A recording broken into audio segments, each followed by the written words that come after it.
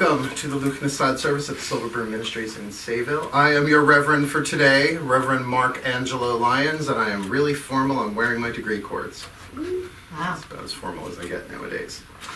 We have a lot to cover today. I'm going to do my best to be time efficient to get to the most important points. But like everything I do, we're going to start with a little bit of a prayer and then a meditation, so that this way you get to dump everything that's happened up to this point in your life that you're helpful. And it's very much in mode with what we're going to be talking about today. So I'm going to devote the altar, and then I'm going to share. I have a Sanskrit mantra for us. We're not going to do that for terribly long, but it's a really good one and definitely serves our function of service this morning. Here we go. Please ground and center.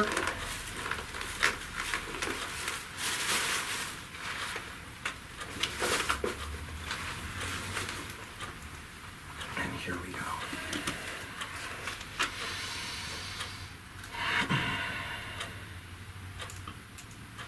O creature of air, I do cleanse and consecrate thee in the names of the mighty ones of the East, casting out all negativity from you in this world and in all worlds. Blessings be upon you now. So mote it be. So mote it be.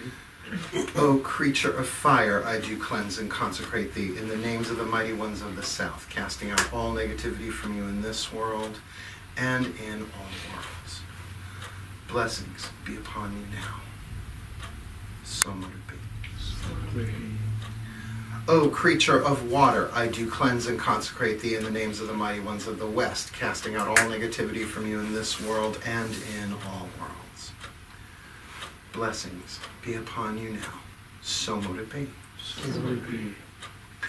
O creature of earth, I do cleanse and consecrate thee in the names of the mighty ones of the North, casting out all negativity from you in this world and in all worlds. Blessings be upon you now. So mote it be. So mote it be. Water and earth, air and fire, combine to transform and inspire. Align us with divine desire. Our highest work we now require. Elements guide so that we may be on our paths and on them stay. We ask thee now, show us the way of what the gods desire this day. O Lady high, O consort bright, illumine this space now with your light.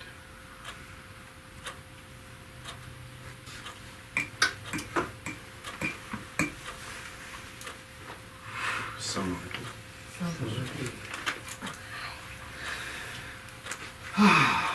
Okay, in a few minutes our eyes are going to be closed, so I'm going to do this for you now. I don't know if any of you are doing the Oprah Winfrey Deepak Chopra 21-day meditation challenge. It's free, which is always a good thing. And I've learned so many good Sanskrit mantras. I know a lot of them. I've been working with Sanskrit for a really long time, but these mantras that I get from this particular source is really clear. I mean, it's Deepak Chopra. How can you not trust Deepak and Oprah? All right, good team. So the one I have for us today is very much in alignment with what we're going to do today. I'll just do to the camera so the people at home can see. This is not live streaming. This will be edited. Arut Perum Jyoti, and I'm actually going to put it in front of the altar in a minute so that you can see it. Now, as I say every time I introduce something in Sanskrit, particularly to us Westerners, one Sanskrit word can have a bunch of different meanings. So, I mean, we have that in English too. You know, we have words that mean synonyms, right? Mean different things. I bring the light of divine grace into my being. Arut Perum Jyoti. Now, sometimes the Western tongue has its problems wrapping its mouths around these words, so to speak. So that's why I am going to put it in front so that if you need to refer, I'm going to say it a bunch of times before we go into the silence, but this will only be like 5 minutes of our program today. Cool? So any questions about the pronunciation or anything like that? You with me? Yes. Oh. Oh, right, the Yes. moon's in Scorpio. What a quiet, tasteful, reserved group you all are. Great. So, please take a moment to get yourself comfortable. In a position you can stay in for a couple of minutes. I will do a little prayer. I will ring the Tibetan bowl 3 times to start us into the meditation. And then I will ring it 3 times to end the meditation. So right now, the best part is you just got to focus on your breath. Just let your focus drop down and inward.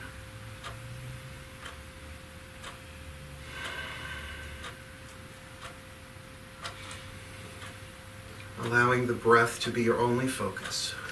And you breathe as deeply as you like. In fact, if you take a nice deep inhale and hold it for a moment, and then let it go. You'll find that very relaxing to both the body and the mind.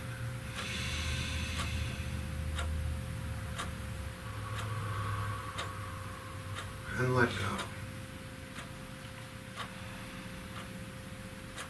Allow the mind to be as a stream of thoughts going by that you need not swim along with. Just be the witness of the thoughts and the witness of the breath.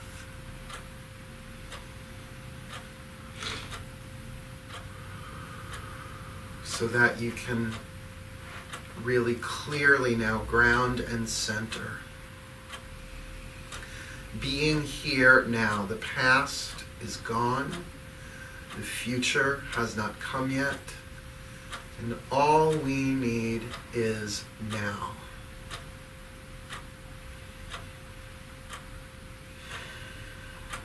It's from this deeper, grounded, centered place I offer this prayer. Dearest God, Goddess, all that is, we surrender this service to you. May it serve your purposes. For we are here only to be truly helpful. We are here to represent you who sent us, so we don't have to worry about what to say or what to do, because you who sent us are directing us, and we are content to go wherever you wish, knowing that you go along with us. And we will be healed as you teach us how to heal. Show us what you would have us do, where you would have us go, what you would have us say, and to whom. That together, as one unified field, we walk free from this service today, whether in person or online, feeling better, clearer, more aligned, more uplifted, more peaceful, and ultimately as more loving spirits in human form. We hand it over. Thank you. So mote it be. Keeping your eyes closed, again, just focus on the breath.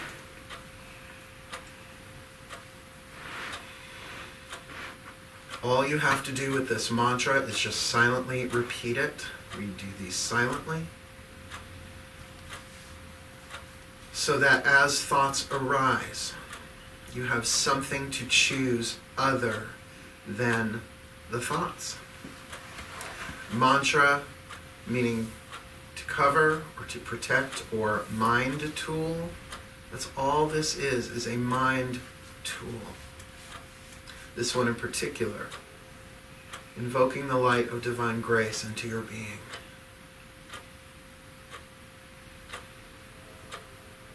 So just be here now, focus on the breath. Make sure your body is comfortable.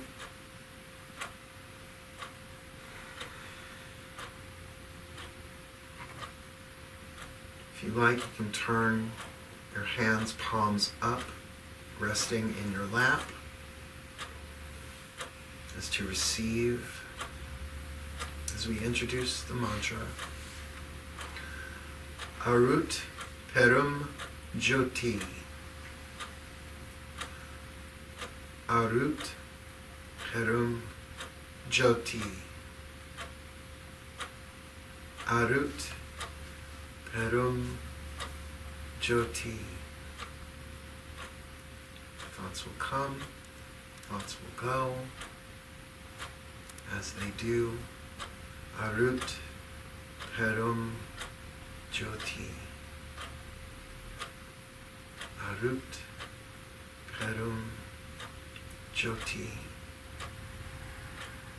Arut Perum Jyoti.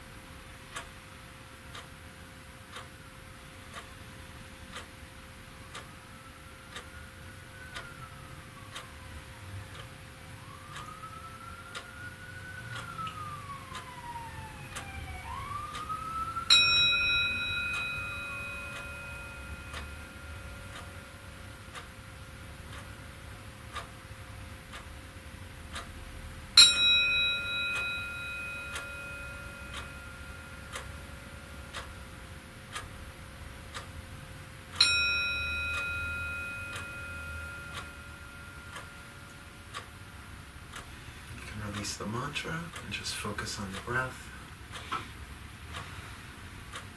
And just rest for a little bit.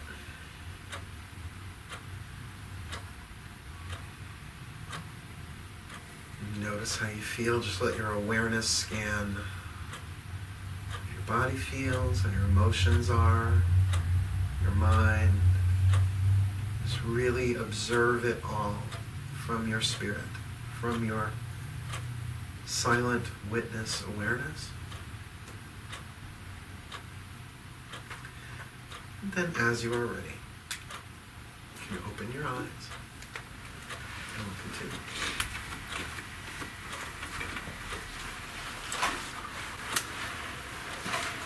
Okay.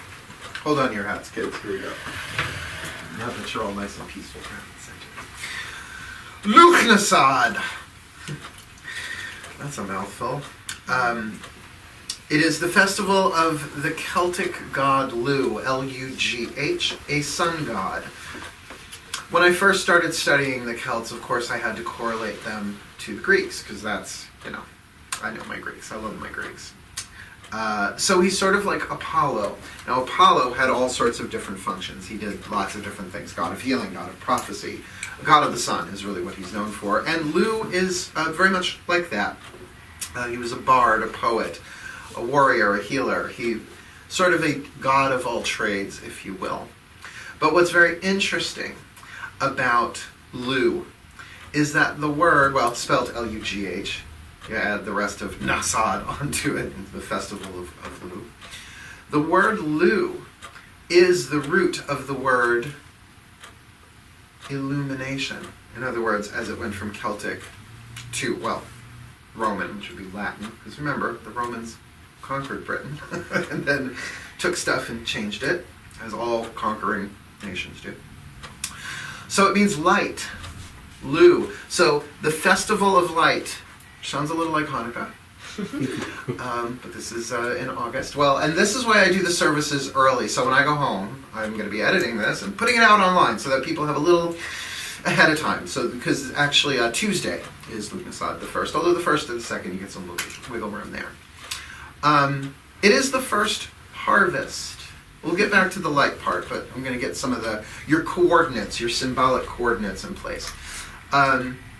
The first harvest. And how many of you garden? I would say how many of you are farmers, but this is Long Island. So, all right. So yeah, I am a gardener. My garden is indoors. I have my basil plant that I've been keeping alive for 4 years in my kitchen, without the little grow light on top of it. It's pretty impressive. A money tree that's about to touch the ceiling, but I've already let my ceiling. So I definitely have the green thumb.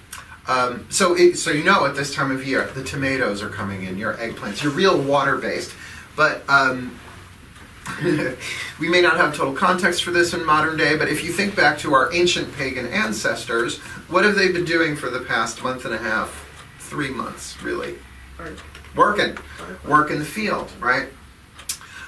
If you look at the Wheel of the Year, and we're going to go through the Wheel of the Year in its entirety. Oh, I got to go backwards. I got to go this way.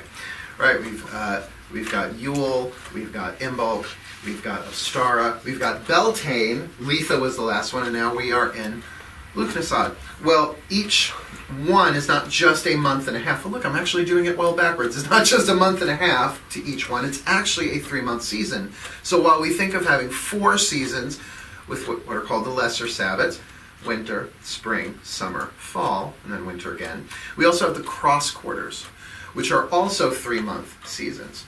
So let's see if I can do this from memory. From Imbolc to Beltane is the season of rebirth. I remember. I made myself giggle.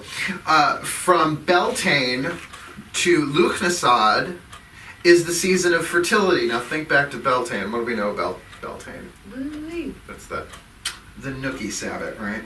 Fertilize the fields. So we have been in the past almost 3 months of fertility, planting seeds. A lot of creativity, but seeds.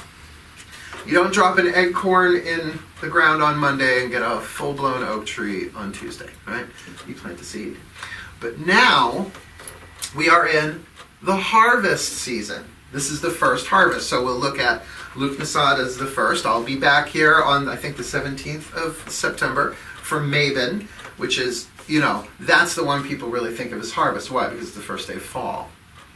And I love Mabon. Mabon and Beltane are my 2 favorites. Then, so it would be the second harvest. And then you would have from Mabon to Samhain would end that. That would be the final harvest, and that's why it's so associated with death and the ancestors and all that. And I'll be doing those last 3, but then I think I'm done for Sunday services for a while because I wanted to get all these. And then I'll finish it at Yule, right? And then from Samhain to Yule. So keeping all of that in mind,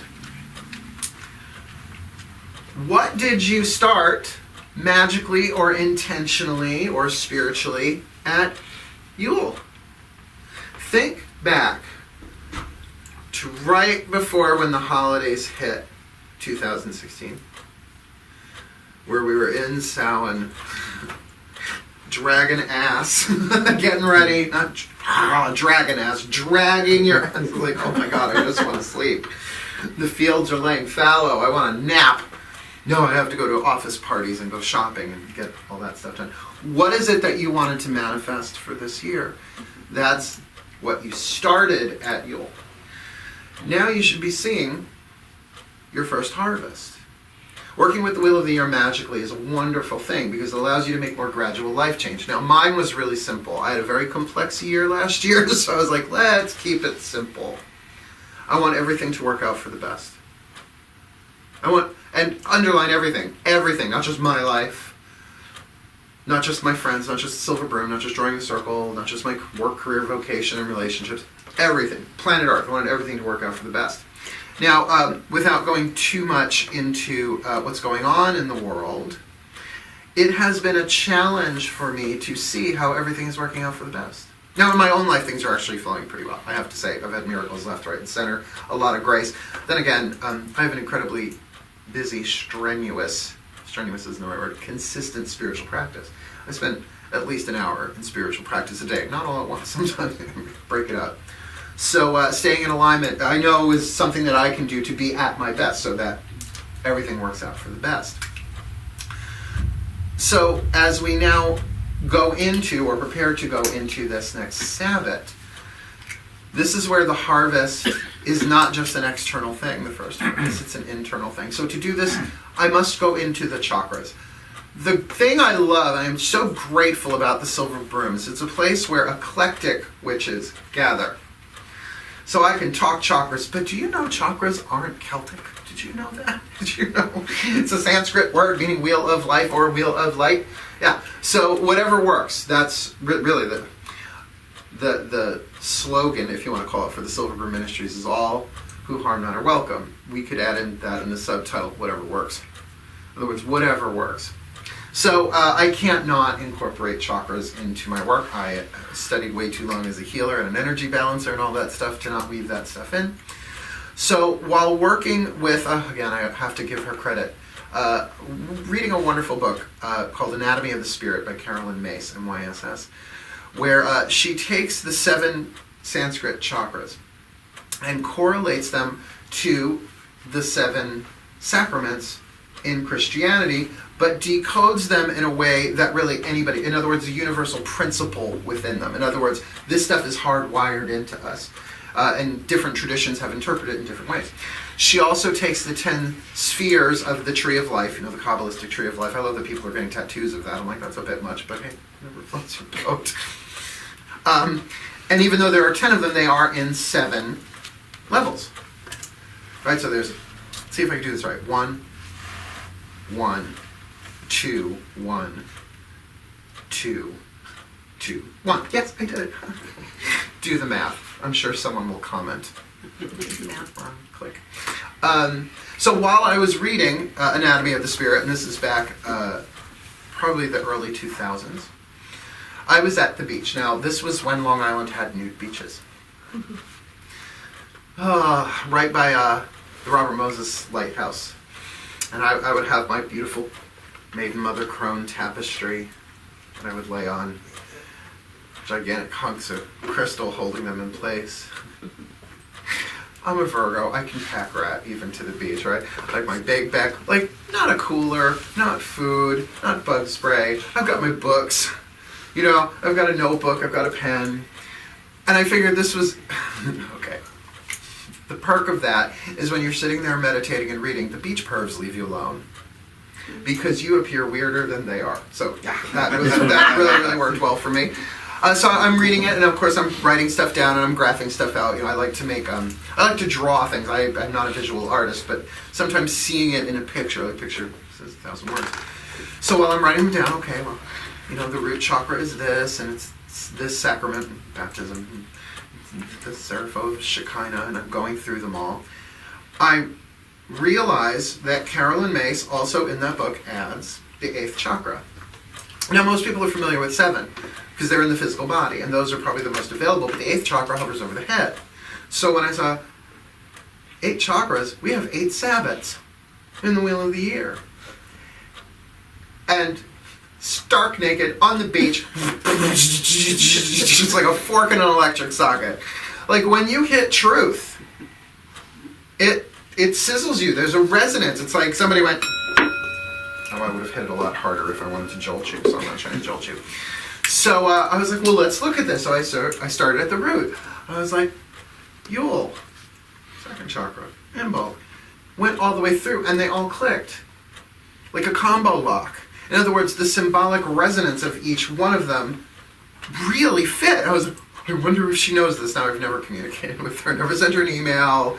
I really respect her and her work, but she's who I want to be someday. She's a very, very high voltage spiritual teacher.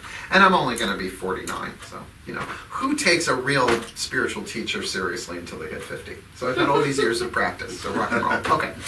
So, briefly, you got Yule in your root. This is the only place I get to touch my ass on camera. Not even getting paid for it, all right? Imbolc, 2nd chakra, makes sense. Creativity. Ostara, solar plexus, which, by the way, is the first day of Aries.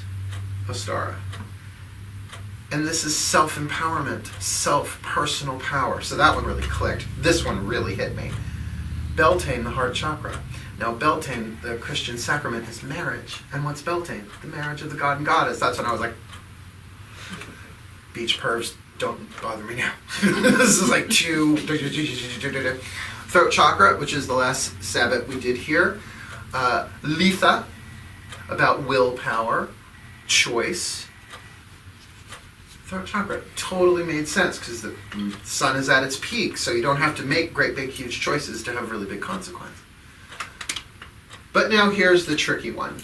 Now here's the thing. I use that word tricky a lot, and I just want to quickly clarify what I mean by that. When I say something is tricky, it doesn't necessarily mean it's hard. It can be something simple, but it's like it's slippery.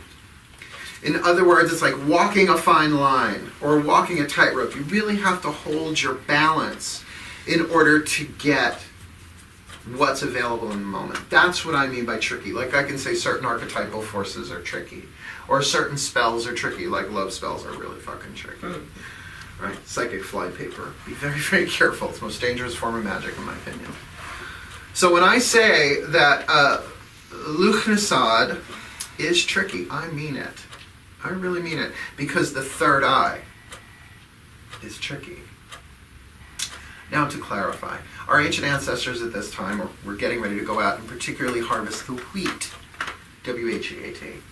The Catholic, I think it's Catholic more than just Christian, the Catholic festival, it's called Lammas, L-A-M-M-A-S, and I always get a little chuckle when pagans call it Lammas, because we're actually having a Lammas festival here on Saturday during Sayville Summerfest. I'm like, oh, it's interesting that we took that pronunciation.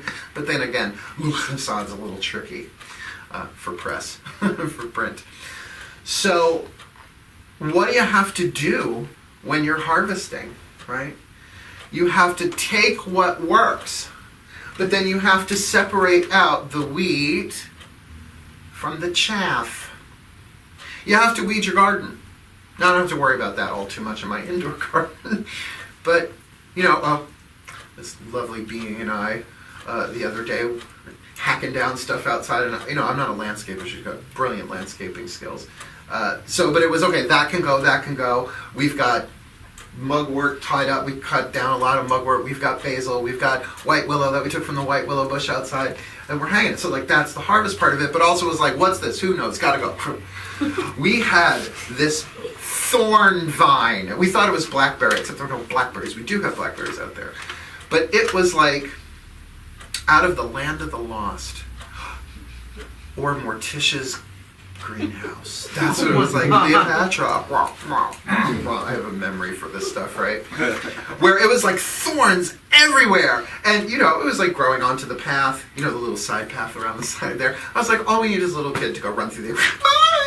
Lawsuit! Right? So, cut that out. In other words, that had no... What were we going to do? Chop it up, bag it, sell it? Gone. cut down a limb on one of the trees so that the tree would hang and that you got a different kind of shade there.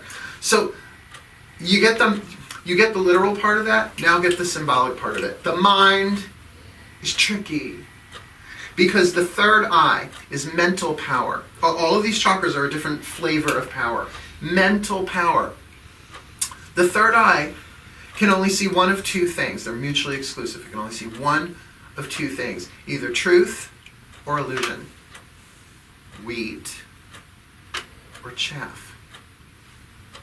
You with me? How many thoughts do we have that are complete and utter horseshit? Oh, we look back now at our ancestors and like, oh, no, they cute. They thought the world was flat. Well, they didn't have satellites. What the hell did they know, right? They thought if they went too far in a boat, they were going to go off the edge. Oh, that was so cute. But that was the belief. That was what they thought was the truth, and it was not the truth. So how many people didn't go exploring because they were afraid of dropping off the edge? So we go, oh, isn't that quaint? And yet, we all have illusions that we invest our time, our energy, our soul power into, make decisions on that are completely and utterly false. Never were true, never gonna be true. Thoughts about not just outside stuff, inside stuff, thoughts about ourselves. Things that, of course, we were taught by our parents and our families and our communities and our teachers and our school chums, if you want to call them that, the bullies and just all of it. And not all of it's necessarily in the shadow negative. Some of the things that we think about ourselves in the world may very well be gilded in gold, but are still false. This is what this next 3 months is for. To weed out the false, the illusion. Now, the good thing about weeding out an illusion is not real. So there's no sense fighting it. You're fighting nothing. It's just a thought.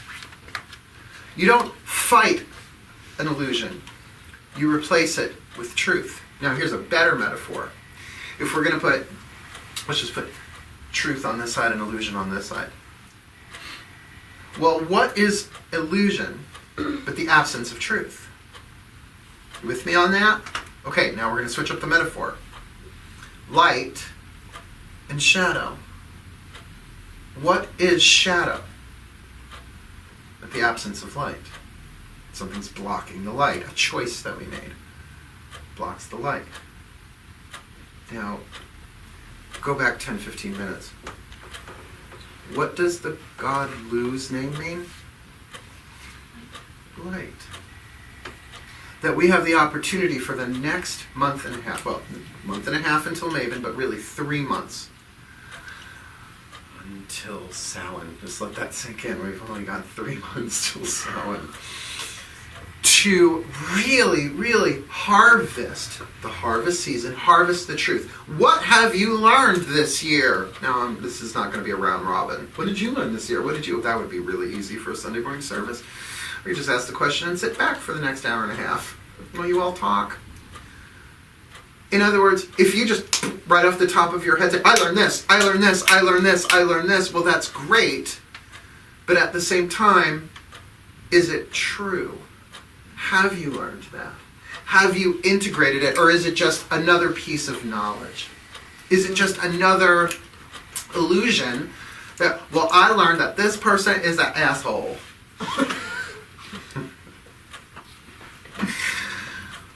Welcome to the Silver Brew Ministries. I am your Reverend today, Reverend Potty Mouth. Can't help it. It's how I was raised. Yeah, it's sort of an illusion, but sort of true. What have you learned? If you can look back, like if you could, let's go back in time. Oh, go back in time. Starting at Yule, what have you learned? Now, if you were my students, and praise the gods you aren't in this moment, I would ask you to write at least 2 pages on what you've learned.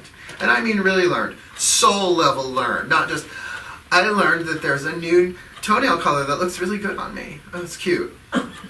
But like, what has your spiritual path taught you?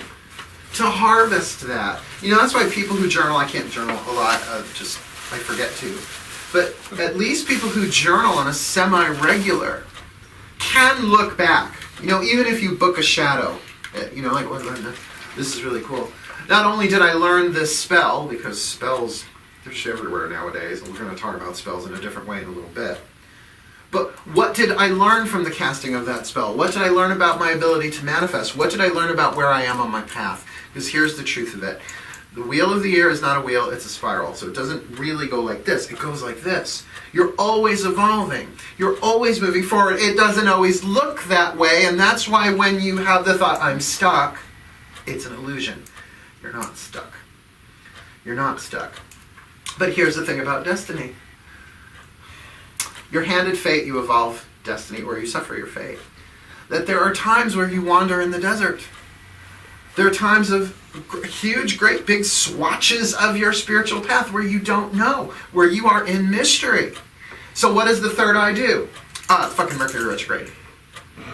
Oh, it's because in my last life I was a nun and I slapped kids with rulers. Oh, it's because I was a gangster. Oh, it's because I was a nun gangster. I was a gangster. That the mind just fucking runs with it, with more and more illusion. And that part of the mind, though it helps us drive, it compares and contrasts, is not our true mind. The third eye, the Sanskrit, let's go back to Sanskrit. The Sanskrit word for the third eye is ajna, A-J-N-A. And it translates pretty clearly into, ready for this? Servant. Servant. That conscious mind, that focusing ability to choose, go back and forth to show you truth and truth, choose your illusion. Choose your illusion. That's right. It's how the 1990s flashback. It's your servant. But what we have going on in this world, and have for a very long time, is the script is flipped. Where the servant has become the master, where you just believe. Whatever is there. In other words, the weed takes root. And it begins to choke out the truth. Now, the truth ultimately cannot be destroyed. But it can be obscured. That's where it differs from the gardening metaphor. Because shadow cannot withstand the presence of light. But light, once it's present, can outshine. What happens when a shadow comes into the light? Does it dissipate? It would have to actually be real to dissipate. It just ceases to be because it never was. So if I were in your shoes, and this is something I'm going to be doing myself, so I will be in these shoes, sandals for the moment. Truth spells. Douche chill. What do you mean truth spells? Truth spells. Let all the illusions be brought into light. Oh, how lovely. I won't be doing that. What a great idea. Let's not do that. Because what does it mean to have an illusion burst or disappear? What do we call that? Disillusionment. How many of you enjoy being disillusioned? Crap. Disillusionment spells. Let all that is not true be removed. And yet you cannot remove something that's not real, so there's a bit of a paradox there. You know who you are at your core? This is like the most important thing I can say today. Really, we could end it right after this. We're not going to. You know who you are at your core? You are light. You are enlightened already. Just like the sun will always be the sun. But you notice the past couple of days have been cloudy? Mm-hmm. Yeah. Right? The sun has gone out. No. The sun has not gone out. The sun probably doesn't give a rat's ass about clouds, considering we are one of many planets nearby. The sun doesn't care. The sun doesn't say, oh, the clouds are there, I might as well chill for a little bit. No, the sun is always putting out this infinite generosity of energy in all directions, not just to us. We don't have a contract just with the sun. The sun doesn't have just a contract with us. It gives to everything. So those illusions are clouds. They obscure the sun. They obscure the truth. That's what Lughnassadh is about. Now, This is where we get really pagan. I might need a sip of Starbucks for this. Hold on, here we go. So tempted to put it on the altar, but I get in trouble when I do that. So I'm not gonna, especially when it's on tape. It is the season of sacrifice. Now, if your sphincter's just clamped good, because that means you might very well have an illusion about what the word sacrifice means. I know, we're standing in a pagan witch's temple. Tricky word, sacrifice. Who's next? I'd say sacrifice a virgin. Where are you going to find one? Goats. Virgin goat. Probably easier to find. I don't know about on Long Island, but Long Island Game Farm, just take the bottle and lead it here. That's not really the meaning of the word. If you look at the word, sacrifice does not necessarily mean to kill something. It means to make sacred. What's the root of the word? Sacra. Sacred. You have a sacral chakra. It's your sacred chakra. And isn't that funny? It's our money, sex, and creativity chakra, all of which is sacred energy. What does something mean when it's sacred? Now, I'm going back really, really briefly to which class, Cycle 1, Class 2, Elements in Sacred Space. Or one of the questions that you can watch this online or take the class. It's a great class. Define sacred. What is sacred? What does it mean? And we get feedback from the class. Oh, it's this, it's that, it's this, it's that. But ultimately the answer is the witch is sacred. We are sacred. We are fire, earth, air, water, and spirit. We are the balance of all those things. We are divine beings in human form. We just are. By the way, there's only one divine being, and it's in the plants and the trees and the birds and the bees and the flowers and the trees and the sky. I was raised on a lot of radio. So what does that mean then? The season of sacrifice. Well, you know, back at Beltane in the olden days, we don't do this anymore, and I think we're glad for it. There used to be contests. Beltane was big. Like, Ostara was lovely, but everyone was looking forward to Beltane. So there were essentially beauty contests, I think. That's probably the root of where these things come from. World peace. I want world peace. I still love Miss Congeniality. And the most beautiful maiden would be made Beltane Queen. How lovely. Congratulations, Mildred. Get ready for a hot night. Then they would have, like, essentially strongman contests. Right? We still have them, you know, running on the log in the water. And climbing the grease pole, and axe throwing, and all that, you know, like strongman contests. Who's the most potent virile man? And, you know, oh, Lars is our winner. Lars and Mildred, long may ye reign. Beltane King. Now we have Prom King and Prom Queen, and when do we pick those? In May. And what happens after the ceremony? The king and queen go out, and we love doing this in air quotes, fertilize the fields. Beltane Queen lays down, becomes the goddess of the earth. Beltane King becomes the sun god, and he impregnates her in order to fertilize the fields. Okay. That's the fun part. That's the meal. Lughnassadh is the check. Because what would happen if the crops weren't ready to harvest by Lughnassadh, they would sacrifice the Beltane King.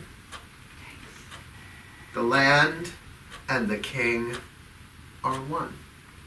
Now, what did that mean? They made him holy and sacred. He knew. You don't enter those contests unless you are ready to give your life for the survival of the tribe. The survival of the clans, or the survival of the village, whatever that is. So they would kill him, cut him up, and sow his body into the earth. Now, who knows if that's real? You know, like I say, they didn't have YouTube then. We don't know. We don't know what actually happened, but we learned that from a family traditional witch. Pass it down, pass it down, pass it down. That's what they used to do. In some hidden covens, what they'll do is they won't actually kill the dude, because now that's illegal. It still happens, but you know, where they would just slit him across the chest, hold him upside the that way, face down, and he would bleed into the earth. Still a sacrifice. Thankfully, we don't got to do that. But if we can look at the both sides of it, sacrifice, to give something up. You have to sacrifice your time. You have to sacrifice your energy. You have to sacrifice because you have to go to work. You have to sacrifice this for that. Well, you have to sacrifice being single if you want to be in a monogamous relationship, or you have to sacrifice being a slut if you're in a monogamous relationship. That it's transformed, not killed. It's elevated.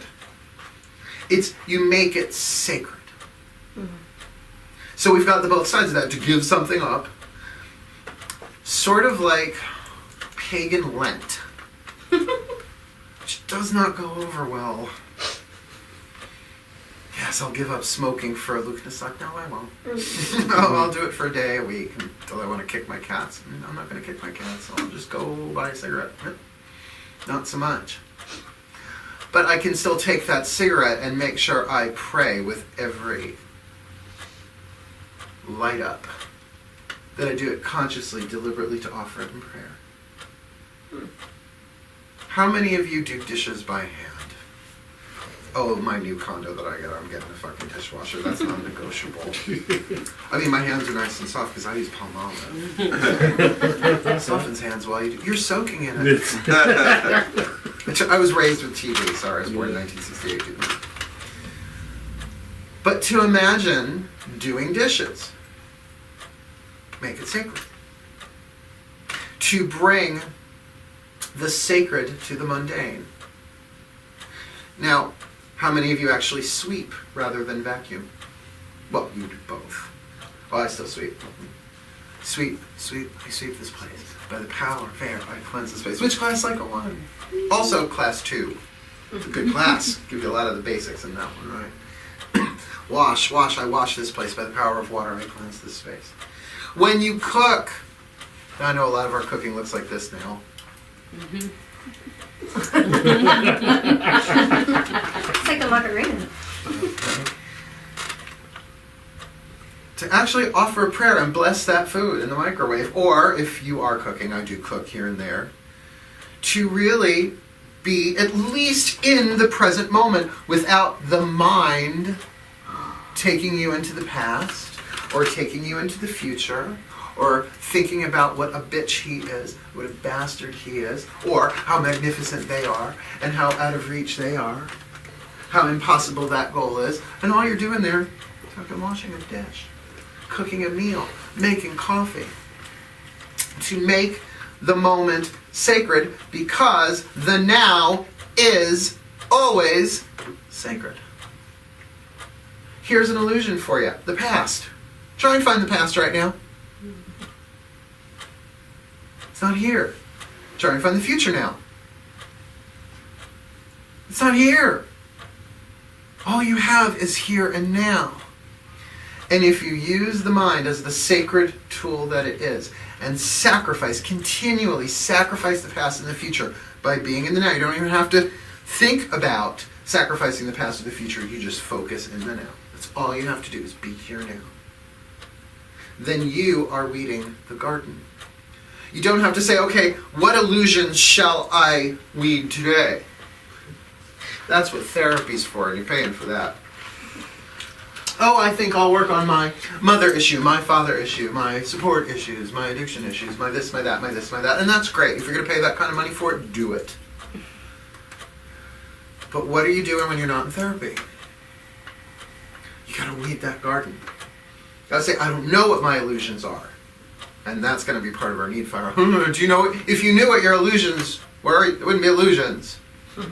You'd know. You'd know. You don't fight darkness by swinging a bat. You turn on a light. You don't fight illusions. It gives them power. You focus differently. Perhaps you make the prayer, the spell. Help me seek only truth. Now, here's this last part of it. Each chakra has a sacred truth. Universal truth, too. It's not secular or prescribed only to one tradition. In the root chakra, we have all is one.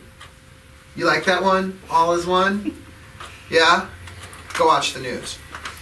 Then see where you sit on that truth. All is one. We're all one. We're all one. Well, we're all one when I'm in a good mood, when I'm around people I like. Otherwise, I'm all one with these people. Those people can go fuck themselves. Second chakra, honor one another. The umbilical truth. You're teaching me something. And I'm teaching you something. I don't know what it is, but I honor that. I honor that whatever contract we have, we're going to do this. Now, that might be easier or not so easy with people in your family and friends and school and all of that and work. But what about when the TV comes on? There's that person that hits you right. Honor. I honor whatever lesson that is. I'm not saying that's easy. Well, simple, you don't play easy. Solar plexus, honor yourself, honor your gut, honor your truth, honor your boundaries. How easy is that? Good old Astara, you do that one for 3 months. Beltane, love is divine power. How much is your heart open? How much divine power are you allowing into your life, into your experience? Throat chakra, surrender your will to the divine. I don't know. I let go and let God. I let go and let God as you show me. I know that I don't know. I'm willing to be shown, but I'm just going to chill. I'm just wandering in the desert. What do I know? It's called fucking Zen.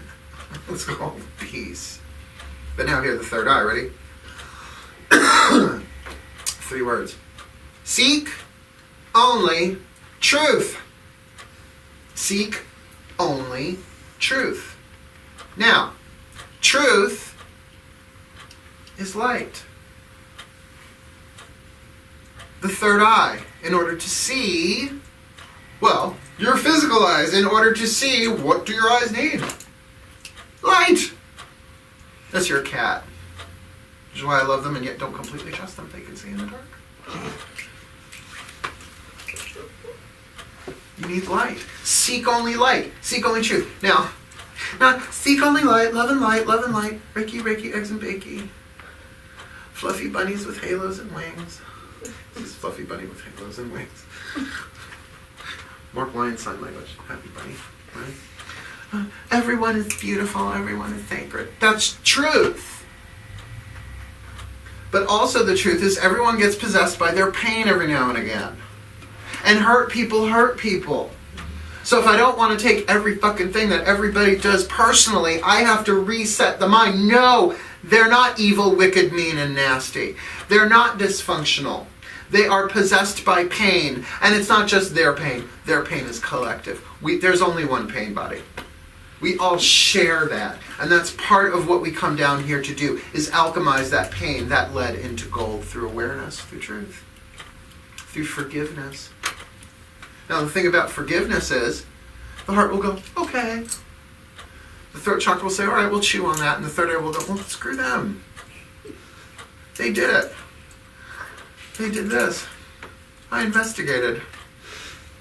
I read my cards. They got the devil card in every position. Don't know how all those showed up, but they're all in there. Fuck them. They don't deserve it. Oh, that word, so toxic. Deserve it. They deserve to suffer. They don't deserve my forgiveness. A chain against my brother is a chain against myself. You hold someone else in that, you're bound. You're bound. So the light is to look past. To look past not just what they did. Not just into, oh, they're in pain and leave it at that. But beyond that pain is the divine child. Beyond that pain is me. All is one. Did I say that Lughnassadh was tricky? I think I did. This is why.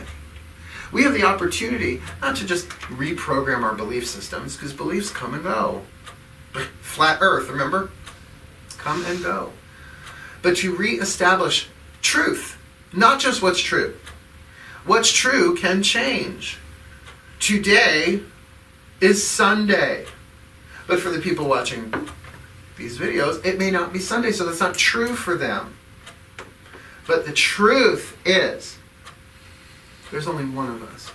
The truth is that everybody is fighting a hard battle. Be kind. The truth is that the quality of your life depends not so much on how you see yourself, but how you see others. See, that's why don't judge. We've all heard, I ain't so judgy. Don't be so judgy. Don't judge, don't judge, don't judge. You know why you don't judge? Because what you condemn or judge in somebody else, you're going to end up doing. It's just how it rolls. Now, maybe not exactly in form, but the motivation, the pain will be the same. Now, by the way, forgiving someone their pain doesn't mean you give them your PIN number. Doesn't mean you let them move in. Doesn't mean you let them monopolize your time. It just means, they're running on broken legs. I don't have to trip them. I don't have to throw a stick between their legs and make it worse. Well, any adherents to the Wiccan Rede in this room? 8 words the Wiccan Rede fulfill, and ye harm none, do what ye will. Well, what do you think condemning someone does? That's a psychic attack. Oh, people, oh my God. I've been cursed. I'm under psychic attack. I'm like, if you've been flipping people the bird, what you release returns to you. We're not it's not even that we're all connected. We're all one. There's a difference. It's not like we're little gingerbread men only joined at the hands. There's just one cloth. To look past, it's like X-ray vision. I have to look past the external persona and past their hidden wound. And I don't even, see, this is where I was like, well, they're codependent. Well, they're this. Well, they're that. We come up with reasons, which may or may not be true. But to even look past that, I don't need to know what their pain is, where it came from. I don't fucking know what my own is. But if they're triggering something in you, well, then they're doing their job. They're showing you what your pain is. You cannot heal someone else's pain. I'm sorry, healers. I'm sorry, healers. You can't. Same either. It's not like the dry erase board of pain. Oh, I'm your healer. Gone. No, it's lead that you incarnated to alchemize into gold. Pain into peace. Fear into love. Illusion into truth. Pick your metaphor. But pick your metaphor. And make it real. Realize it. Because at the end of this life, and oh, here's a truth for you. I don't know why people are shocked by this. Everybody gonna die eventually. Nobody stays in the same fucking body forever, and if they do, fucking Nosferatu. No Nosferatu for me. No. I mean, True Blood was fun. It's fiction. Nobody lives in the same body forever. And here's my goal. You know what my ultimate goal is? And I've only put this into words the past couple of years. I want to croak with no unfinished business. I want to croak with all my contracts fulfilled, which I have contracts with probably thousands and thousands of people. Doesn't matter what they do on their end. I have to fulfill my end of the contract. So that when I croak, here, this is what I would like. A couple of things when I croak. Hi! Right? I expect at least a meet and greet. You know, Archangel Michael and the gods. Hopefully, that'd be nice, right? And probably the first thing they'll show me, it's like, well, we've been taking bets. These are how many men you've slept with over here. These are how many times you've had sex. You broke a record for yourself incarnationally. Like, even the prostitute life? Yes. Balance it out with the nun life. You know, where I didn't get any. Not fun. But then they're probably going to say, you did pretty good. Now, if I got my way, you crossed every T, dotted every I. You went down there and did everything that you wanted to do, and you did not give a rat's ass what anybody thought once you hit 12, 13 years old. On and off, on and off, on and off. You really empowered yourself. You empowered the people you served. 4 planets in Virgo, 2nd house. Good job, kid. Now, do you want to go back? Can I speak to a lawyer? Yes, you can, but there aren't any up here. I love my lawyers. Do you want to go back? I don't know. What else you got? Do I have to go back? No. I don't have to go back. Gets boring after you're in sunshine. What else you got? Well, you can go to Venus. The humidity's hell, but if you like tropical weather. Or here's another dimension you've never been to, a dimension ruled by cats. The musical or the animal? The animal.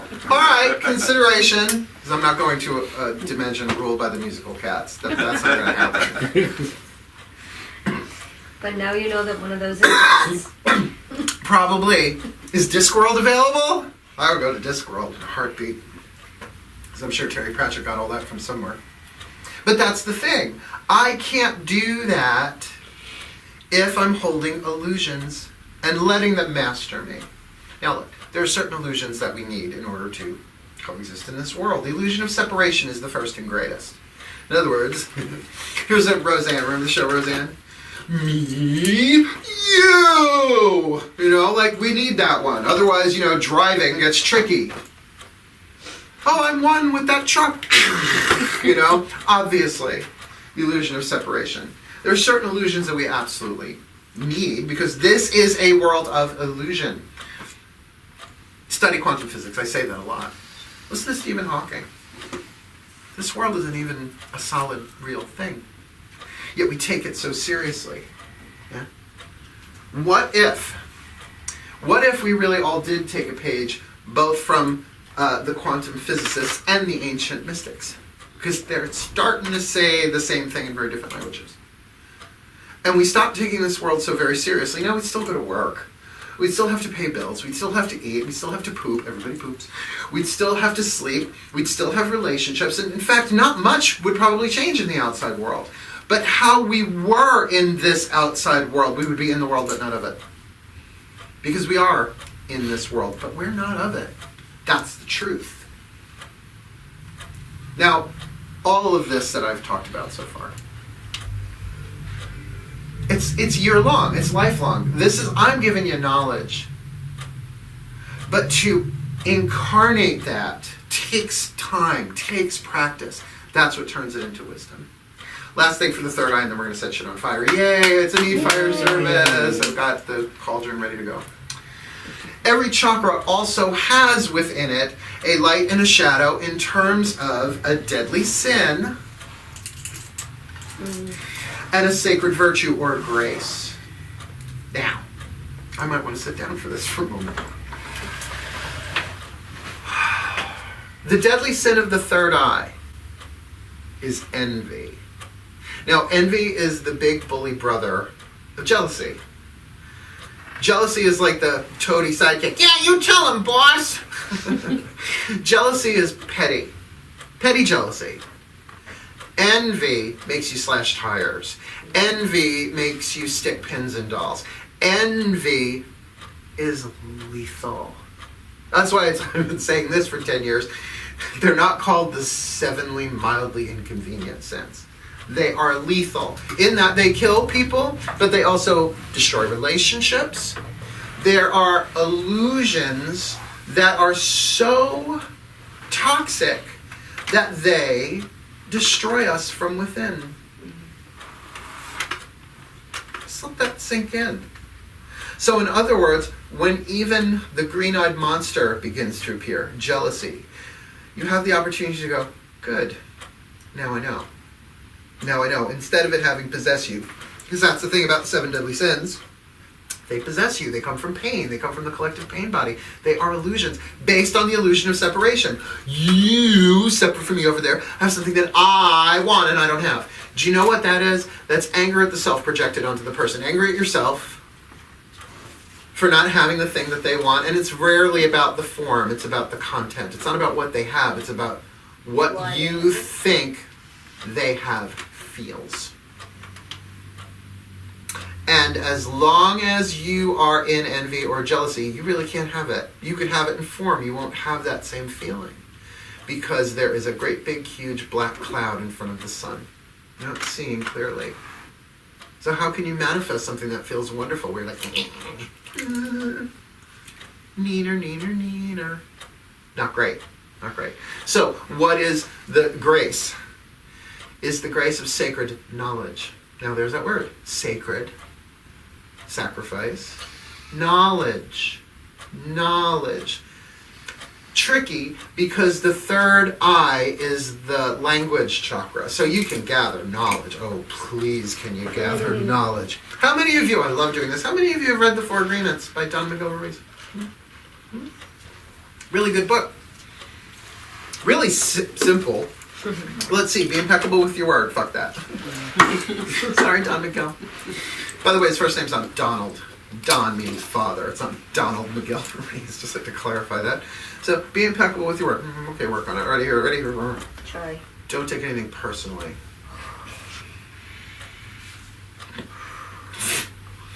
Take anything personally. I take that personally. How dare you tell me not to take anything personally? Make no assumptions. Because what are the chances your assumptions are based on illusion?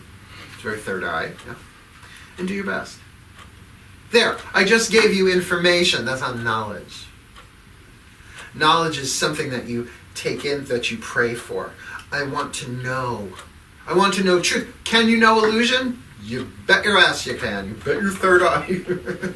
You can bet your pineal gland that you know all sorts of things that are not true. My next door neighbor is a see you next Tuesday. It's just the truth. My mother-in-law makes Endora look like Carol Brady. I know that. They were mean to me. They're wrong. But you can also know truth. That, by the way, all that stuff is by definition not sacred. It's not true. It's shadow. You can read every book in that bookcase. That's info. That's data. To know something. To have knowledge not so much come from the outside in, but from the soul out. Sacred knowledge. Sacred knowledge like, oh, if I bless them for what they have, I got a better chance of attracting it into my life. Well, that's simple. Is it? When you find out that as you begin that process, it starts flushing toxins out of your energy system. And you start realizing that there are things that you've done that you haven't forgiven yourself for. That's hard. How many of you ever heard the term, embrace the shadow? We're going to embrace the shadow. Oh yes, I'm going to a weekend workshop in shamanism. And we're going to do sweat lodges and we're going to embrace the shadow. Bring Twinkies. Have fun with that. Please, that's become more the realm of psychology than spirituality, but originated in spirituality and shamanic tradition. So it's not just something you do at Samhain. It's all year long. I try and reserve it for dark moon. I figure I got 3 days once a month, like getting my period. I'll hemorrhage. I'll let it go. I'll heal. And then I'll be reborn. Death, birth, death, rebirth. Birth, death, rebirth. Over and over and over and over and over again. Yeah. This is what's on the table. And this is the magic we are about to do. Now, the moon is in Scorpio. Now, of course, if you're watching this, on VIMEO or my website or YouTube for free. I don't charge for this stuff. It's probably not Scorpio moon, right? It's going to go into Sagittarius really quick. I think tomorrow or the day after. But as long as we are in Scorpio moon, why not use that to our advantage? Now, the thing about Scorpio in general is it's not a terribly wordy sign. It's fixed water. It's the god Hades. You don't talk much. You're just going to...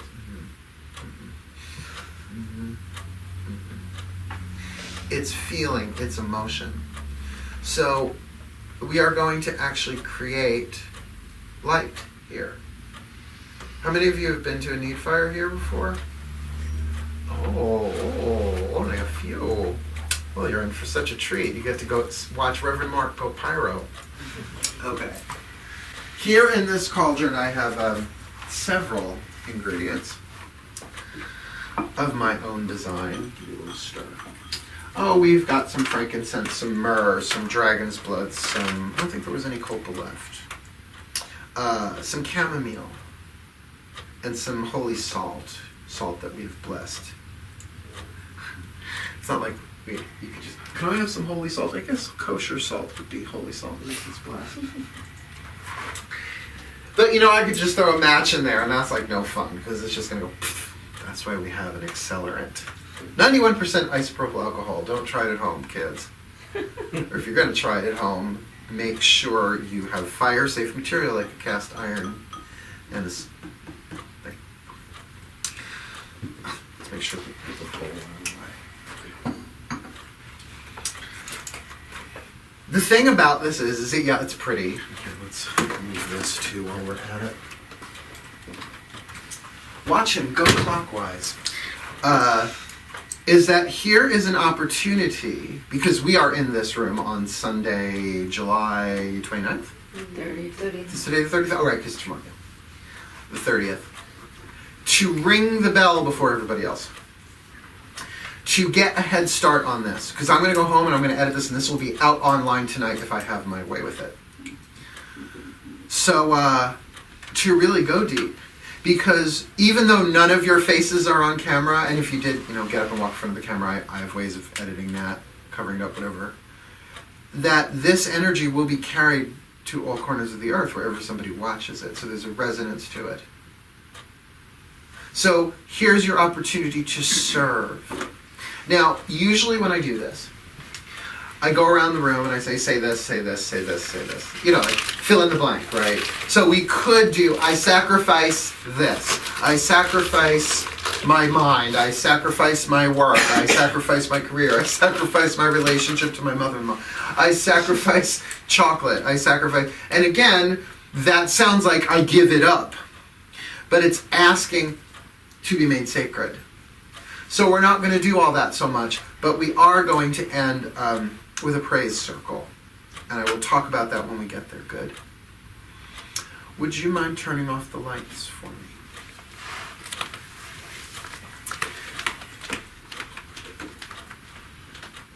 Amy says, just use a tablespoon. I'm like, okay. Oh, spooky.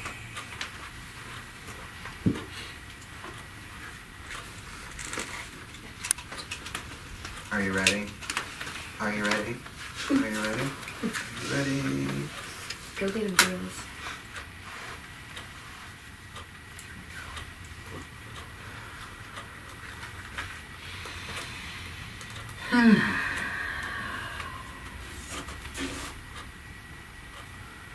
I cleanse and consecrate this need fire, that it may be for us the symbol and center of the energy of Lughnassadh. O great God Lu, please be present in this flame and guide our work this day. I now empower this need fire in the name of the God Lu and all of the gods of fire and the sun. They may be lit from within us and shine through us, dispelling illusion and making all that we give to it truly sacred.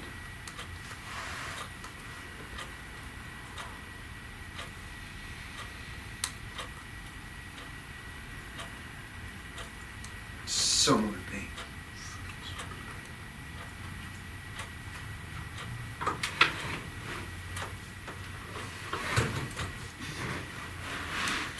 And just like an open-eyed meditation, gaze, G-A-Z-E, not G-A-Y-S, although that's okay too. Let your eyes rest upon the undulation of the need fire.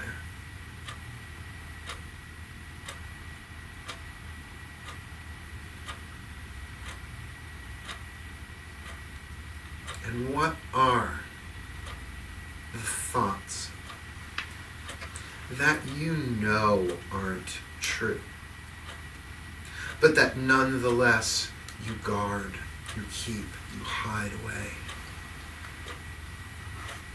Since thoughts are air,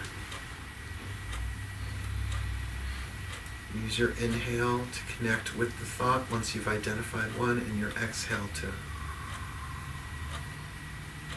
send it into the Needfire of Lughnassadh. Oh.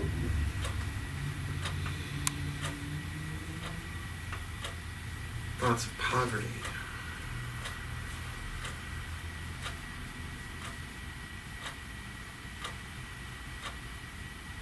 Thoughts of the past.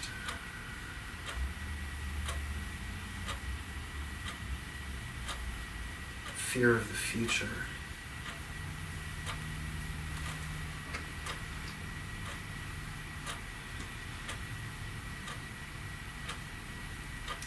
The psychological spells that we are under. That we're not good enough. That we're not smart enough. And that, gosh darn it, people don't like us.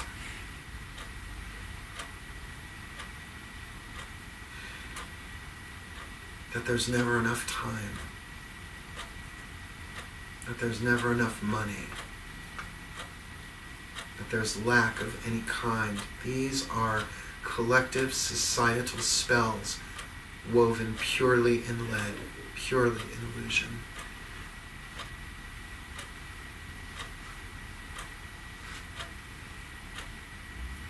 That this or that person, place, or thing hurt me, where the pain might have been delivered, but the suffering is all my own doing.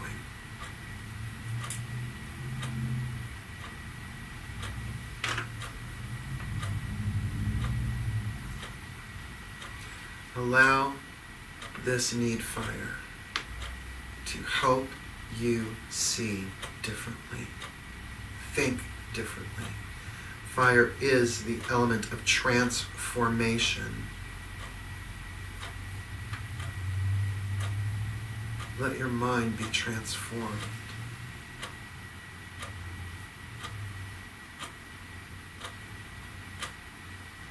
Let your pain be thrown upon the fire like fuel, that it may make the light of your spirit burn brighter.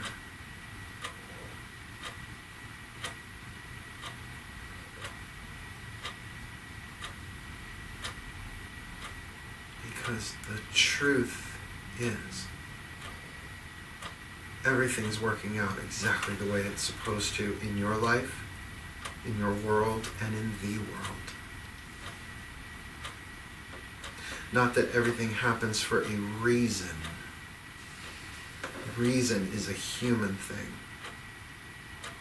But that everything happens for a purpose, which is a divine thing. And at your core, you are divine.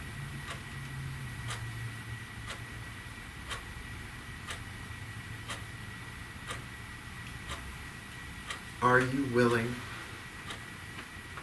Are you ready?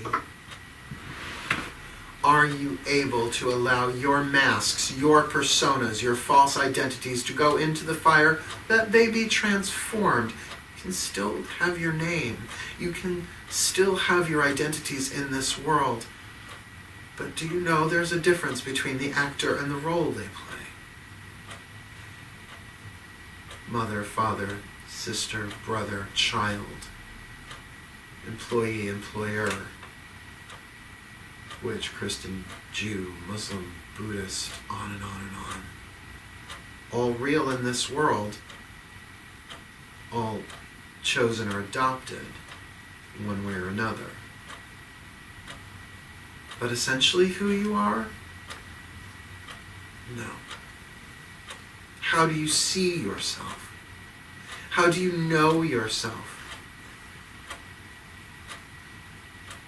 I invoke the grace of knowledge that any and all in this room, physically or digitally, now be open to accept, to the extent available to each, the grace of knowledge, that we may know beyond words, that we may seek and see truth, that we download this grace and give it away silently, knowing we are God, knowing those we despise are our greatest teachers, our noble adversaries, knowing that those we judge and condemn are but mirrors of our own shadow and lead, knowing that the mind is the servant, not the master, that the mind is the servant of the soul, and that as witches, we use the mind, and we are not to be used by it.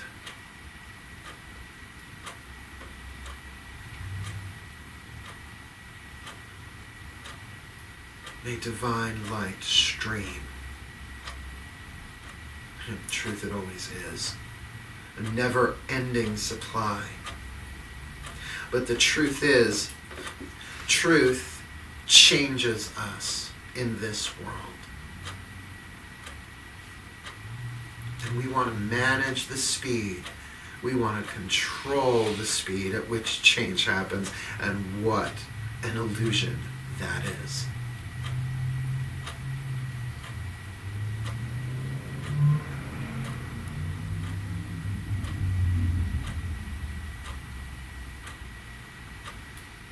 Let our minds be healed.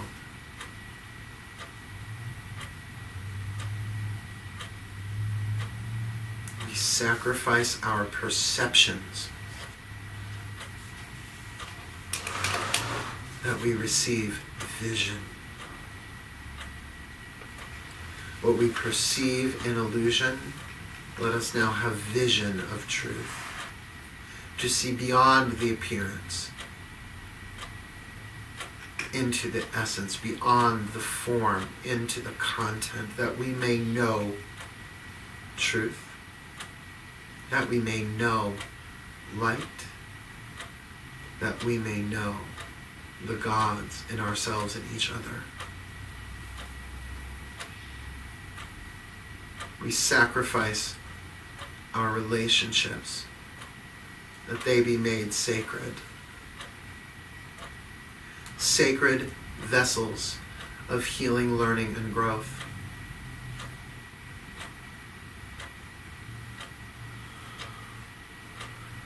We sacrifice our money and finances, that it may all be used for our highest good and the furtherance of the completion of our soul's journey, manifesting destiny from fate.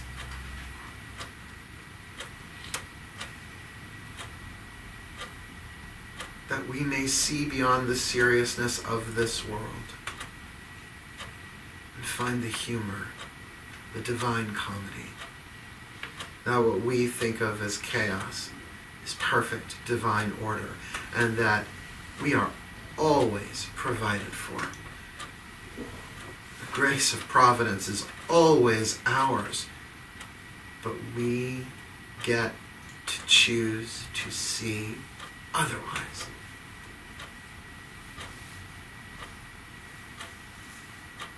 That everyone will ever meet and have a connection with was contracted before we came into these lives. That every place we work,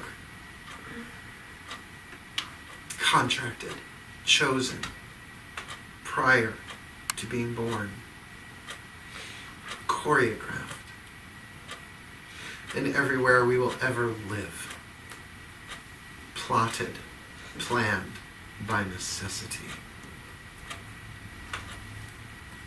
Let us sacrifice the illusion that we're ultimately in charge here, and rather trust in a love from beyond this world that transcends this world.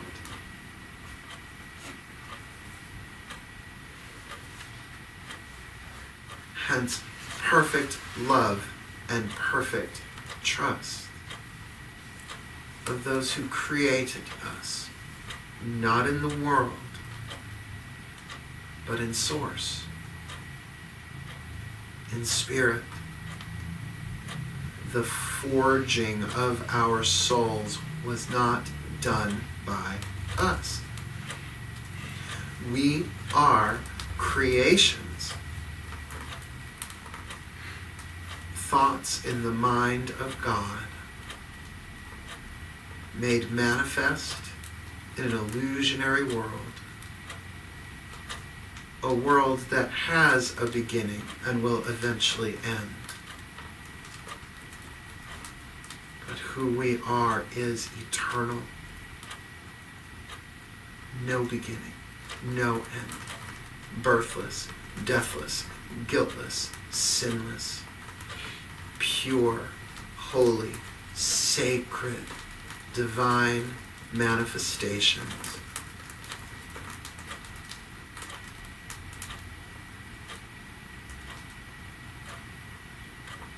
Soul may carry lessons from life to life to life, but the spirit cannot be wounded.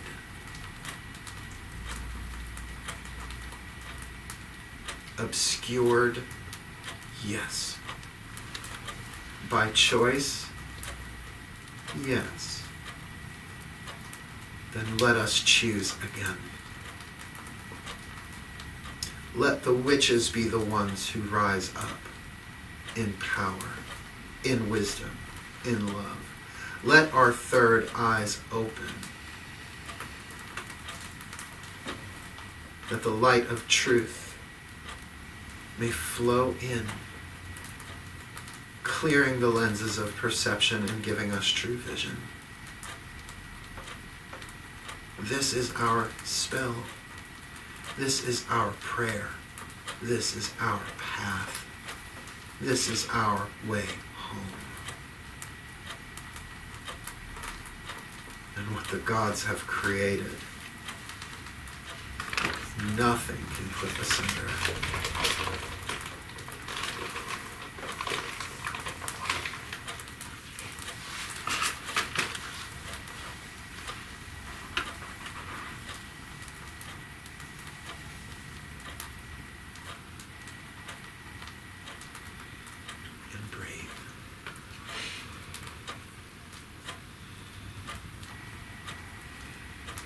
So would it be.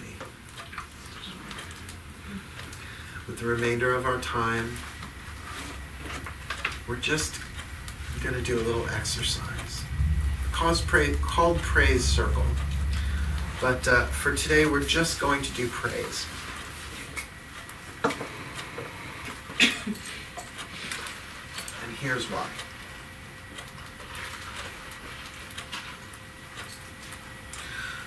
Lughnassadh, Nabin, Samhain.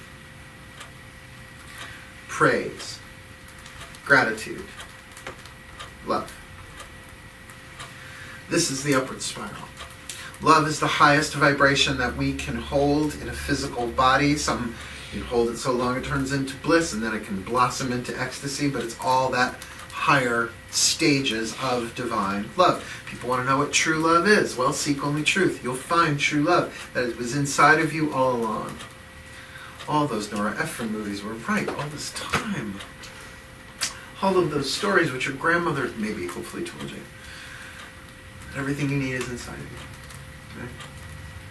But it's hard to conjure instantly. Love everyone. Ugh. I would, but for my illusions, you see. So, hard to hit, so gratitude. Gratitude can get you there, but gratitude has to be authentic in order to work. It can't just be lip service. So as much as it is a thanksgiving gratitude, it is a thanks feeling. That's when it works. Gratitude is the attitude of increase, certainly, but it's more than an attitude. It's an energy, yeah? Really hard to conjure out of thin air. But praise, third eye. Praise, that you can do right now. Because we all have things that we can see catch the third eye context here, that we can see are praiseworthy. Praise is a combination of the word prayer and raise. That when we praise something, we raise it in vibration. Now, what were we just talking about half hour ago? About making something sacred. So this is a weird way to say it, sacrifice through praise. When we praise something, what are we giving? Oh yeah, we're sacrificing our attention in order to raise it and make it sacred. Maybe not the form so much, but the content. So what do you praise? What do you praise? Now how praise circle works is first we go around the room and everybody kind of scores themselves on a scale of 1 to 10 for how they're feeling. In other words, if you're feeling, if the hills are alive with the sound of music, that's a 10. You know what I mean? If you're just walking on sunshine, there, I just went from Julie Andrews to Katrina and the Waves. You're walking on sunshine, that's a 10. If you're nobody knows the trouble I've seen, nobody likes me, everybody hates me, guess I'll go eat worms. That's a 1. We'll go around. I want you to take a minute. Take a minute. Where are you on a scale of 1 to 10? And you're not going to have to say what it is either. Just score yourself. Okay. And we're going to go around the room. I'll start. We'll go around until I feel the energy is getting there. And you're just going to say out loud, or if you don't want to, just say pass. I always give that option. I praise blank. Keep it short. I praise every sunrise where the light streams through my bedroom and my chihuahua licks my face. I praise sunlight. I praise my dog. So we're going to keep going around. Got it? Get it? Got it? Good. And you can keep this really simple, ready? I like Starbucks. I praise Starbucks. I praise understanding. I praise the God and Goddess to give me light and direction. I praise my son. I praise my altar stone. I praise my friends. I praise time. I praise coffee. I praise music.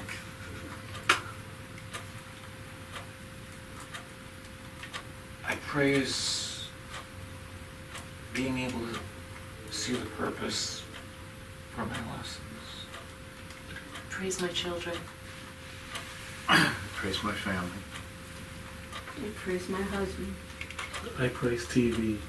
I praise my dad. Praise babies.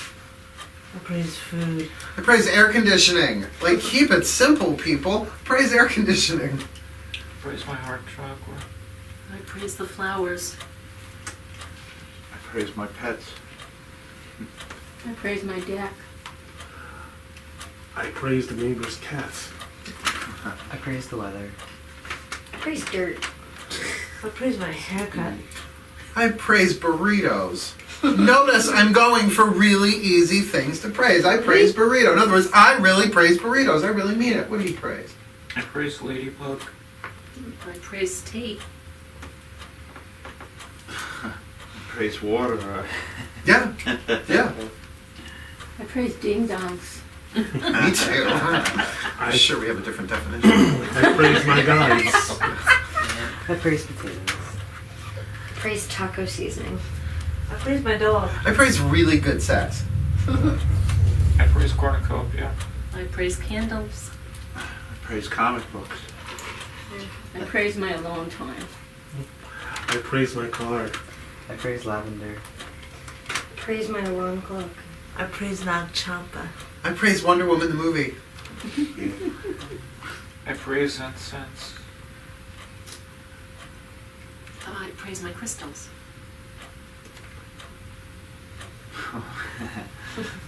I praise my books. I praise TV. She said the one I wanted to say. Okay, it's all right. So, I praise my home. I praise my baby blanket. I praise fabric softener sheets. I praise Bucky Barnes. Now notice how you feel. Score yourself 1 to 10. Did the number go up? Now, what is that? Is that some kind of ancient, secret, alchemical mystery school technique? Maybe. I don't know. I don't know. Maybe it is. I was taught that by monks.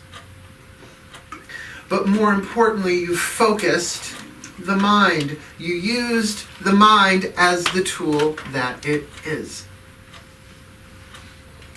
And now look, as the cauldron went out, now you probably can't see it on tape, but do you see that smoke rising? That's the spell. That's the prayer. And that praise that we just gave it lift. You've been casting since the moment you walked in this room.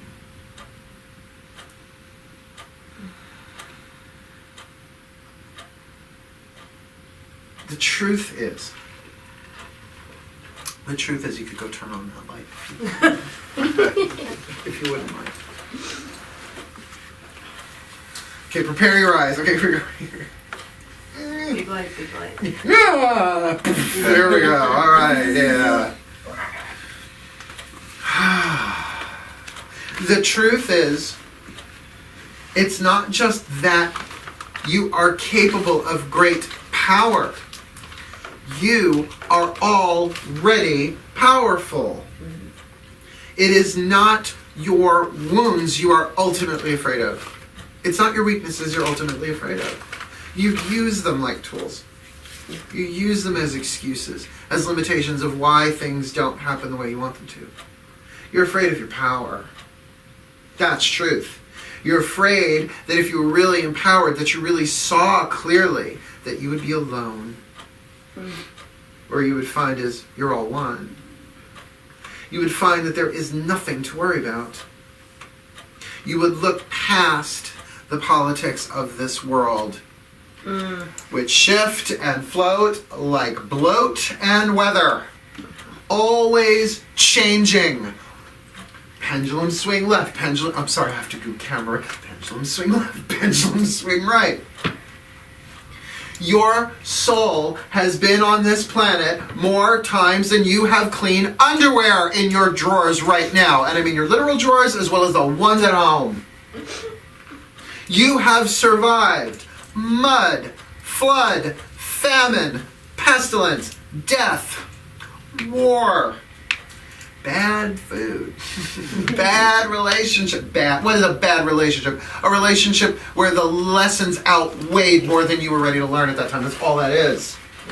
You are eternal, divine beings. I'll include myself in this. We are the hidden children of the gods. You know, you've heard that in witchcraft? Witches are the hidden children of the gods. Well, the funny part of that I'm finding is the truth in that is that it's hidden from us. It used to mean you were hidden and nobody was supposed to fucking know about it because they would burn us at the stake. Well, now we have lawyers. Not allowed to do that. We have rights to follow our own path. And look, if you got to be in the broom closet about it, blessed be. I don't care. I'll come out for you all. Go ahead. Try and burn me at the stake. You're going to have a lot of pissed off people if they do that. Because I'm fun. I'm good enough, I'm smart enough, and gosh darn it, people like me. That, yes, you do create your reality, but not quite in the way you may think you do. That you don't create your reality in these grand, huge gestures, so much as you do in every moment. By what you're thinking, what you're feeling, what you're choosing. That all of you, I'll end with this. This is hot. All right. I need more room. Oh, the angel wings. There they go. Okay. Coffee. Oh, it's sacred coffee now. Sacrifices coffee. Okay. Before you incarnated, like I'm sure you took a break in between the last life and this one. Why wouldn't you? Why just beat it down to the next body available? You're like, eh. Well, I think in order to really identify as a spiritual, magical being in this life, You knew there were going to be struggles, you knew there were going to be challenges, but chances are in your last life you were like, I need something a little different, right? So, your soul goes before three spiritual beings. We're just going to call them angels for the sake of context, for the sake of language. The angel of necessity, the angel of choice, and you're nodding your head, you know this, and the angel of compassion. Now, first you go to the angel of necessity. And you're going to write your contract. It's like sitting with lawyers to write a contract. So, the angel of necessity says, well, let's have a look at your soul. Let's have a look. Well, you've had a bunch of lives where you just sort of followed the path. Your totem animal was the lemming. So, how about this time you find your own way? You can go your own way. You can call it another. Thank you, Stevie. You go, I'd like to do that. So I get to be brave. Yeah. Okay, so then by necessity, we are going to incarnate you in a family, for example, that is very strict. And maybe not strict so much in discipline, but strict in this is who we are and this is what we do, and we do not step outside the cookie cutter ever. And you go, oh, that's good. So then, by necessity, you have to have a bit of a rebellious part to you. I love it. I love it. I'll take that. Oh, and by necessity, what else do you want? Say, I would like to be a healer. How many healers, Emma? I would like to be a healer. Okay, well then, not just really strict, how about really dysfunctional? Not just the family, but the neighborhood. It's so great. In other words, I'll either go this path, or I'll die and come back and start over again. Right.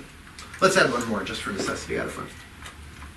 How about, by necessity, no other organized spiritual tradition will speak to you. That you can dabble here and there, but until you really, really find what you want to be. How about you be a witch? And you'll get to piecemeal as you go, and you can dabble in this and dabble in that and dabble in that and patchwork your own path. So then nothing is going to have tribal control over you. You are going to make your own way. Oh, I love it. Thank you so much. So, they go, here's your contract. Next, you go to the angel of choice. Well, hello, let me have a look. Oh, wow, okay. Yeah, I've seen a bit of this recently. 21st century should be interesting. Okay, so I'm the angel of choice. So here are some things we're going to put in your contract that you're going to have to choose to deal with them through wisdom or through woe. Particularly, you got that witch thing? Oh, yeah, you've got the witch contract. Okay. So then we have to give you some choices to make. Whether or not you will follow the lemmings off the cliff when it is popular to do so, or not. Oh, I'm so into this. What else can we choose? How about the condemnation or forgiveness choice? How about we surround you with people who are just so toxic they can't even see straight, couldn't find their asshole with both hands? And you're going to have the opportunity to help them or not, to choose. That sounds brilliant. Okay. How about one more, since, we did the last one in threes, we might as well. What else we got here? And you want to be a witch. So how about we put you through a real fantasy belief about what witches are growing up. So that when you find out what they really are, you'll have to really choose to stick with the illusion or go for the wisdom. That's bloody genius. It's genius. I like that a lot. Okay. There you go. Next. Move on. The angel of compassion. Come, my child. This is a wing, not an arm. Oh, wow. Interesting. I've seen a bit of this recently. So my job is to help you schedule contracts and things that are for your highest good and your greatest joy, but won't seem like it at the time. Out of compassion. So, okay, how about we start with, let's see what we got here.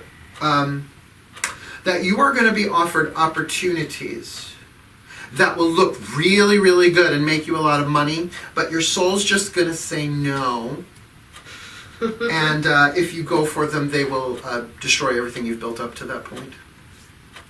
In other words, not getting it will be the act of compassion.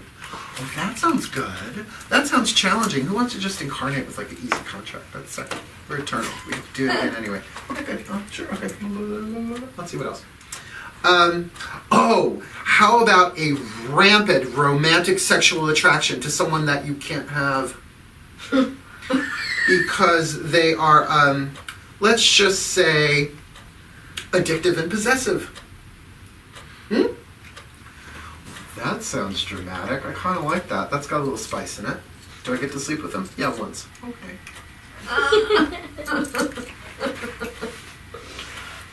One more. Oh, I get it. Here's one. That your first coven experience will explode so that you will learn how to do it right. And you'll work and work and work and work and work, and it won't work. But you will be learning how to be compassionate. You know what? That feels good. I don't have a gut yet, but if I did. Okay, good. All right, your contact's done. Please go into central casting. You go into central casting and you hand it to the being in charge, and they go, oh, okay. This one's going to be a witch, has to find her own path, needs to learn these things. We need people, souls, to betray this person. Who wants to betray this person? Who wants to bait and switch them? Who wants to, and they all see you, and they'll go, I remember you, oh, I love you, I would love to do that for you. I can just see that's going to make you evolve in a way that you haven't in any other life. That you're going to be a nonconformist, you're going to find your own way. Well, I'm going to do my best to try and hold you down. Oh, thank you so much. You like me. You really like me. Thank you so much. And so they all contract. So they have they'll say, see you in my 20s, see you in my 30s, see you in my 40s, see you in California, see you in New York, see you in Uranus, see you wherever I see you. Particularly that one that you want and can't have down here. I'm going to give you hell, but I'm going to have a really good time. Oh, good. Does that serve your contract too? Wonderful. Okay. Yeah. Then you drink from the river of forgetfulness. You have to. Do you really want to be conscious in the womb? Do you really want to know language but not be able to speak it for a year as a baby? No. You forget all of that. Trapdoor. And as you do, that contract turns into billions of little dots of light and goes into different people and places and things. And then you're born. And your journey is about collecting those pieces of the contract. I don't know how true that is. It's not like we have physical proof of it. But it's true. It's true. There are things you incarnated to do in this life. And if you chose witch, then you said, Bring it on. bring it on. I need lead. I need lead to alchemize into gold. I need experience to extract wisdom from.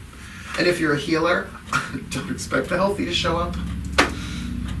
I'm just going to be a healer for only those who are already healthy. And I'm not sorry about it. I'm only going to feed people who've already eaten. Right? So it doesn't matter where you are, your teachers come. You're in a classroom. You're fulfilling contracts. That's a third eye truth.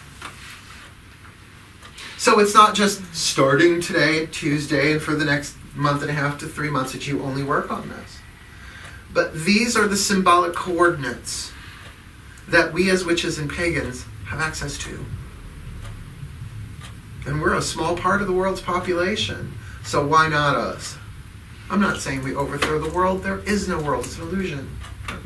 but we might as well alchemize our fate into destiny.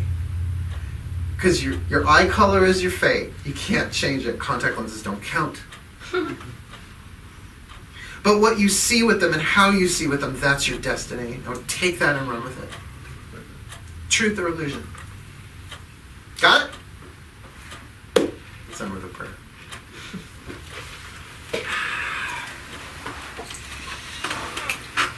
Oh dear God, that's all that is. May we be blessed, for we already are. As we go forth from this moment into a future where we know we do not know, we ask that the grace of humility be open unto us. That it be our shield. To know that we do not know, but we are willing to be shown. Then we can just go with the flow. We believe, we trust, we let go. Please grant us the grace of hope, that we alone do nothing, but with the gods all things are possible. To help us hang on to the inspiration, to stay to the path, because in truth we can never be off it, but that we can hold that light of hope out for ourselves and give it away to others. And grant us the grace of endurance, not on our strength alone, but with yours, with the strength of the divine, with the endurance of the soul, and the eternity of the spirit. That we continue on our journey to learn, to heal, to grow, and to alchemize our fate into destiny. Our illusions into truth, our fear into love, our shadows into light. And lastly, touch our third eyes, individually and collectively, with the grace of knowledge, that we can see truth, that we can know beyond words, and that revelation, as we are ready, unfolds before us. Thank you. Thank you. Thank you. So moving. Ground yourself. You're going back out into that. You're going back into the outside world. It's my own private themyscira. It's my paradise island. I wish you all a very, very, very blessed Lughnassadh. Next Saturday here at the Silver Broom, well, all of Sayville is Sayville Summerfest. You ever been to Sayville Summerfest? Get your parking spaces Get your early. parking spots early. I always get here really early for that. They shut down the streets. There are vendors as far as the eye can see. There's deep fried Oreos. Oh, God, worth it. Worth the parking just for that. But we are having a festival here. We'll have vendors in here. We'll have refreshments next door. And this place, air conditioned. Oh, little children are melting to the pavement outside. So, the people are afraid to come in here, but the pagans and the witches are like, let's go to the broom and just fucking chill out. And we'll have water and all of that stuff. So yeah, that's it. I really, really wish you the very best, and I wish you health, well, and blessed be. Thank you so much. Please donate to the box over there.